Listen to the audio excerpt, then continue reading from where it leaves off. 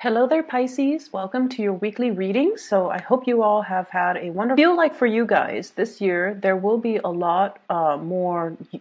The energy is you taking a lot more initiative in your life, making things happen rather than waiting for things to happen to you. I feel like you're taking initiative, you're being more proactive, and I see you branching out as well, building, and it's going to snowball. And I feel like by the end of this year, you're going to feel really, really accomplished, and you're going to feel really happy about the direction and the trajectory of your life, especially in your professional life. So without further ado, when I was shuffling out the spread, what I saw was I see this swan. It's a white swan. It's in the middle of a really, really, really big body of water. I can't even, they're not ocean dwellers, but it just felt like it's in a lake or in a really large body of water, and I couldn't even see land or a bank in sight. Okay, so it's just adrift, and it's just looking around. The swan is white. It's looking around, and it doesn't see any land. It doesn't see any people, and so it's just adrift with the tide or wherever the wind sweeps. And it seems like a very calm, placid, surface of the water. So everything, it's like there's no imminent danger, but then again, it's like open water. And then the swan is like, I think I've had it, and it just hoists itself up and it flies into the sky. So that's what it feels like to me. And immediately when I saw this, I was just thinking, it feels to me like for many of you, this is the first time where you are coming into your own sense of potential. So it's almost like I see this element about skills transfer. And I feel almost like you're looking at your skill set, and you're looking at all your past job experience, and you're trying to do like a major career change, or you're contemplating a major career change or a change in your work environment, and you're trying to figure out how your skills are transferable. So it's almost like the swan adrift in the sea. It's floating, but at the same time it's not using its wings. And then for the very first time, you're just like, you know what, I have these wings. Why don't I just fly? Why don't I find something else? Why don't I do something that is different but more fulfilling, more in alignment with, whatever gifts, whatever endowments I already have. So I feel there's this element here about thinking about the trajectory or the direction of your life, and no longer feeling like you're just adrift in this big blue ocean. You're taking more initiative. You're being more proactive about, making decisions, but also moving yourself to a new place, and especially a higher ground. So that's what I'm seeing. What I'm also feeling as well is for the past 4 years, I almost feel like you went through the motions. And for example, I'm seeing this. It's almost like I'm going to work for 2 years. I'm going to meet, somebody, and then I'm going to get married, and then I'm going to be a mother. So that's one scenario, and I felt that. And then for others, I'm going to do college. I'm going to go off, have like a year of work experience, and then I'm going to go through grad school of a plan kind of set out for yourself, for the past 4 years. And the 4 years have passed, and you're at this point where you need to formulate the next 4 years. That's what it feels like to me. You're working in spurts, and I feel like you do have a sense of like ultimately what you want, and you do kind of prepare for it and plan for it, possibly 4 years at a time.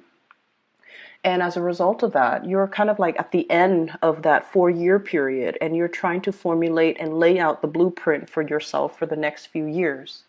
And that puts you in a very powerful position. But I also feel like the times are changing, and you're almost like you're intuitively picking up on that it might not be safe for you anymore to just be adrift in this lake. It's open land. It's open water.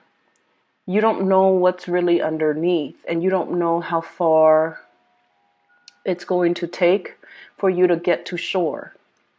And you're aware of that now. You're aware of that. And I feel like you come to the realization that you have to make some changes, and you come to the realization that you have to, rather than swim, I might need to fly. So whatever it is, I feel like you're well prepared for it, and your intuition is early and it's catching it's almost recognizing these signs, and it's also recognizing this sense of restlessness that you have within you, because ultimately you're catching these signs early and the universe wants you to change direction.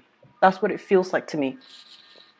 So on the mundane front, what I'm seeing in this spread is I see you and a person, possibly a family member. For some of you, it could be your own children. For others, I feel like siblings. It's somebody that you have a very strong emotional connection with, okay, like a family member. I see some of you formulating, making some plans, scheming, not in a bad way, but I feel like conjuring up some type of a plan. I see you two dealing with some type of legal paperwork, trying to get something in order, trying to plan out how things are going to happen. But I feel like the conversations are very hush hush. Okay, it's like behind closed doors, it's behind curtains, it's behind like the prying ears or the prying eyes of the neighbors. So you're doing something that is, I feel like, a little bit secretive with another person, and these conversations are very candid, very hush hush, very behind the closed doors, and you're scheming, planning something. How are we going to do this? What happens if they ask us that? How are we going to answer this question? How are we going to respond to this? Those types of things are that's what I'm seeing here. And I also feel you have somebody that you are, once again, possibly a family member. They're very harsh with their words, okay? They might say things like they might say things that they don't mean. They blow up fast, they get angry, they blow up, and then they forget, they forget about it. Okay, so the only thing I feel that is a major obstacle between you and this person is that they're harsh with their words. They're a little bit, they have, I don't want to say anger issues. I don't feel like that's the case. I feel like the right way to put it is they say things and then they forget. So when they're upset, they get really upset. So it's like, they go from 0 to like 100 on the anger spectrum. But then once they're able to vent, then they're okay. They're a really good person. They have a really good heart. But I feel like a lot of the times, Pisces, you guys are very sensitive. And I feel like you hold a lot of things in. So if somebody is like crossing the line, if somebody says things that are just very indelicate or hurtful, you have to check them on it. Okay, you can't just sit there and sulk in silence and give them the silent treatment. You have to tell them, hey, that was over the line. You said it and it was not nice, or you should like sugarcoat things, or don't speak to me that way. So what I feel here is you're dealing with someone who's you feel like they're very vulgar, or they're very indelicate, or they're just mean, but they do have a really good heart. And I feel like at the bottom line that I'm seeing is there's a lot of love here. It could be a romantic interest, it could be a family member, but the bottom line is they're very generous towards you. They really care about you. You care about them. There's a lot of love. It's just the communication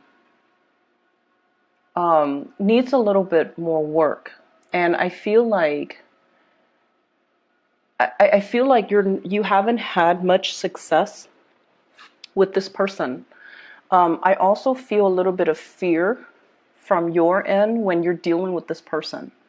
Don't be intimidated by other people, okay? And I know that's just, it's easier said than done. We feel what we feel. But don't stay in that feeling space for too long. Take action to rectify a situation. If you feel like somebody's being harsh, you need to let them know. You need to let them know that, I'm not going to tolerate this behavior, or you can't speak to people like that, or, you can't speak to me like that. I don't appreciate it, and here is why. So I feel somebody who's being a little bit insensitive with the things they say, and then you kind of recoil, and then you kind of retreat. And they don't know that they did anything wrong, okay? But I feel like this is a really generous person. So that's what I'm sensing here when it comes to your interpersonal relationships. I see people having to, if you have animals like pets and whatever that you have that are animals around you, be careful about not leaving items like stray items out, because I see some pets possibly having to go in for an x-ray because they swallow something. And I feel almost like you have to transport them. So you have to take time off work. You have to deal with the hassle. You also have to deal with the worries and the anxiety that, your pets are like wondering what's wrong with them. And that goes as well for younger children. If you have younger children, if you have small animals, just be careful, or even big animals, that you're not leaving stray items, especially, those squeaky toys. I'm also seeing toothbrushes, toothpaste, just, toxic items or items that are chewable or swallowable. Just make sure you leave that out of, sight, because I do see this worry and anxiety as it relates to children, as it relates to animals. I'm also seeing here, for those of you who are in relationships, and this is not going to apply for all, but I'm seeing this element here about somebody like really making advances on you. And so here's what I'm seeing. And if it doesn't relate, it doesn't relate, okay?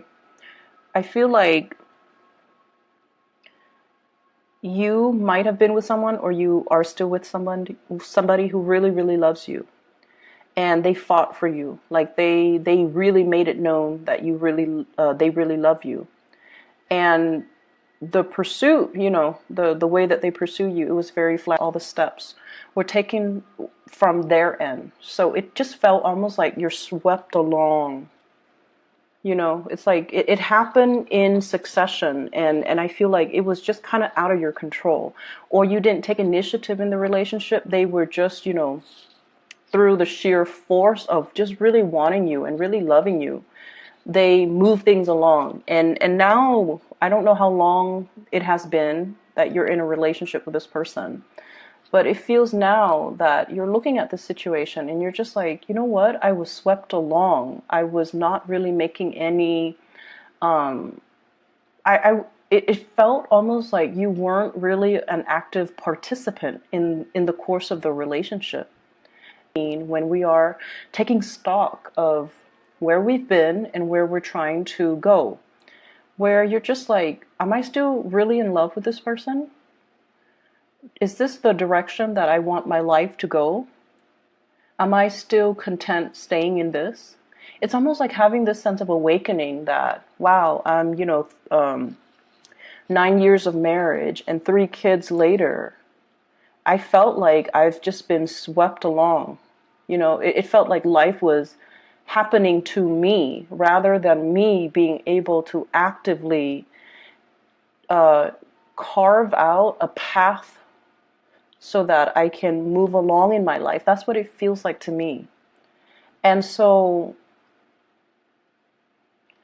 I also see this element about, being financially dependent on another person. It could be your partner towards you or you towards your partner. And things can get a little bit messy if you were to ever disengage and, separate or divorce. So that's what it feels like. You're coming into this major awakening. You're taking stock and you're trying to figure out, am I still happy? Is this what I want? Am I content? Is this what I want to do for the rest of my life? And so I feel like, you might have been adrift, like just going wherever the tides take you, not really steering your own boat, okay? Not being the captain of your own life. And I feel like coming into this week, and I know like I'm speaking, in terms of week, but the energy can blur into, the rest of the month. But what I feel is you're taking control. You're now steering yourself to a place of safety. And you're now taking charge of the direction of your life, charting your own path. On the road to discovery, even. For many of you, this can indicate to me travel, movement, moving away from a troublesome situation. And, it's almost like the dawning of a new day. We have here the Ten of Swords, which in this deck, whenever we come to a valley, it's a place where kind of like the heavens break open. There's that the strands or the beams of light kind of shine on that valley. It's almost like the dawning of a new day. It's a place of safety. It's a place of refuge, and being able to find people and safety and shore and land. So I feel almost like this sense of being adrift is done and over with. Whatever cycle that you have been through because of, I honestly feel like trusting in the wrong people, having this sense of wishful thinking where you're just like, it's going to happen, in the way it's supposed to happen. I can only wish for the best, and not doing enough planning in your own life. I feel like that time period is coming to an end where you are now, captain of your own ship, where you are now able to steer your life in the direction that you want. And I also feel for many of you taking a major, major, big leap of faith. Okay, so if you have been in a relationship, for example, you might be thinking about even, settling down, building a family, building a life together, focusing less on your professional life and then more on your emotional, romantic life, trying to cultivate that sense of family and community. I'm also sensing for many of you, I'm feeling almost like I see a lot of people taking trips, and this is over trips via airways, like via airplane. And I also feel like, going to the Western Europe area. I'm also seeing as well, like possibly Rome, Italy. I'm also seeing Portugal and Spain. And then I'm also seeing Latin America, especially like Argentina, trying to get back in alignment. Okay, you might have, family there. I'm also seeing as well, trying to get some projects off the ground, and you needed somebody, possibly like a buyer, a lender, or a group of people so that you can launch a project. So I do see a lot of formulating some type of a legal plan or getting something off the ground, and there's a lot of thinking that's involved. It's almost like trying to launch a project, and you need buy-in, you need financiers, you need people that are going to be on board, you also need workers, and you're going to these areas to try to plan out how it's going to happen, how to launch something, how to connect people to the right resources, and how to get this thing off the ground. And I don't feel like you're doing it on your own. I feel like you might be connecting with people over large, vast distances, possibly overseas, to get this off the ground. For some of you, you could be like remotely overseeing some type of work overseas, and now you're traveling there to see how the work is getting off the ground. You're trying to see how they're doing something so that you can replicate it where you are. So it's almost like that skills transfer once more. Learning new skills so that it can be transferable to a different work environment. And then I also feel, on the plus side, you might be a consultant where you are transferring your skills to another group of unskilled workers so that you can enhance or increase their productivity. So there's a lot of movement and a lot of thinking and a lot of strategizing and a lot of formulating new things coming into this spread. So I definitely feel, but at the same time, I just feel like the only thing is, and I've been getting this a lot for Pisces. You guys are really tolerant people. You tolerate with a lot, a lot, a lot. And I feel like a lot of the times, you know, when you don't jive well with somebody, either the way they communicate is a little bit too abrasive, you just kind of avoid them. You just kind of shy away from them. But I also feel like these people have a lot of leadership capabilities and they have a lot of good leadership qualities. And so whenever we feel ourselves in opposition or in conflict with perpetually with the certain types of people, it basically means there's a lesson to be learned there. And maybe the lesson is for you to, you know, speak up, for you not to let other people push your buttons, and for you to not let other people intimidate you, you know? So I feel like if you have family members, if you have, especially people you love, and you know they're very insensitive, for example, it's important for you to voice your opinion, and you need to tell them, you know, that's not the right way to talk, or please don't use that type of language, or you know, if you want people to listen to you, you have to say it this way. So I feel like you have a lot to offer in terms of allowing people to communicate in a way that is more in alignment with being heard. Whereas they can teach you, you know, to kind of be brave and stand up for yourself, and to really not shy away from people or situations that you feel could potentially be confrontational, but rather seeing that as a learning opportunity, and to allow yourself to put yourself in that situation.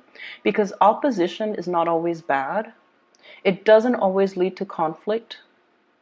It can be very ego driven, but when we take the energy away from the person that's very ego driven, and we kind of allow that energy to permeate and reach other people, it can be a very collaborative environment. So we can change energy, we can shift energies, you know. So for example, every time we get into group work, right, and everyone can pretty much identify with this, one person ultimately takes over, and then usually we have one person that kind of free rides off, maybe more than one person that always free rides off whatever all the team members are doing.